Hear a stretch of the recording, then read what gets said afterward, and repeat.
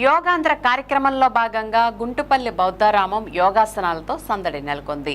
బుధవారం పర్యాటక శాఖ ఆధ్వర్యంలో కాంవర్కోట మండలం జీలకర్రగూడెం గుంటుపల్లి బౌద్ధరామంలో నిర్వహించిన యోగాంధ్ర కార్యక్రమంలో మాజీ శాసనసభ్యులు Ganta Murali Ramakrishna, ITDA PO Ramulu Nayak, DRDA PD R Vijayaraju, SETWEL CEO Prabhakar, పర్యాటక శాఖ జిల్లా మేనేజర్ పట్టాభి, తహసీల్దార్ ఎలిజా, ఎంపీడీఓ కె సరళకుమారి, పలువురు ప్రజా ప్రతినిధులు పాల్గొన్నారు.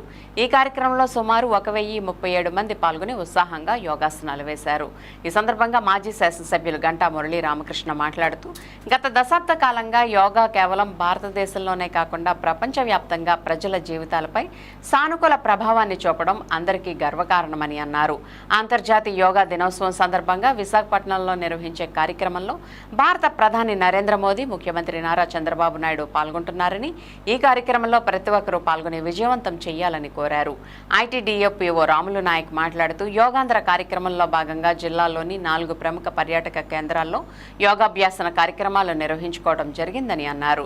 డిఆర్డీఏ పీడీ ఆర్ విజయరాజు మాట్లాడుతూ, జిల్లా కలెక్టర్ నేతృత్వంలో గత నెల 21వ తేదీ నుండి యోగాంధ్ర కార్యక్రమాలను జిల్లా వ్యాప్తంగా పెద్ద ఎత్తున నిర్వహించుకుంటున్నామని చెప్పారు.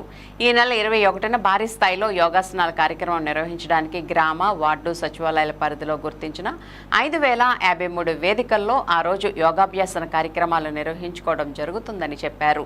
యోగాంధ్ర కార్యక్రమంలో భాగస్వామి అయ్యేందుకు జిల్లాలో ఇంతవరకు 8,60,072 మంది రిజిస్ట్రేషన్ చేయించుకోవడం అభినందనీయమని అన్నారు. గాలి తీసుకుంటూ కళ్ళు తెరుస్తూ ఇన్హేల్ చేస్తూ back bend, inhale back bend, కళ్ళు తెరుస్తూ. మన కోటమ్మ ప్రభుత్వం తరఫున ముఖ్యమంత్రి గారు చంద్రబాబు నాయుడు గారు, ఉప ముఖ్యమంత్రి గారు పవన్ కళ్యాణ్ గారు, అలాగే పురంధేశ్వరి గారు, బీజేపీ రాష్ట్ర అధ్యక్షురాలు అందరూ కూడా మరి ఇప్పటివరకు ఎప్పుడూ చేయని విధంగా కోట్లాది మందితో యోగా చేయించి మరి ప్రజలందరికీ ఆరోగ్యం బాగుండాలి, మానసికంగా సంతోషంగా ఉండాలనేది దాని యొక్క ముఖ్య ఉద్దేశం.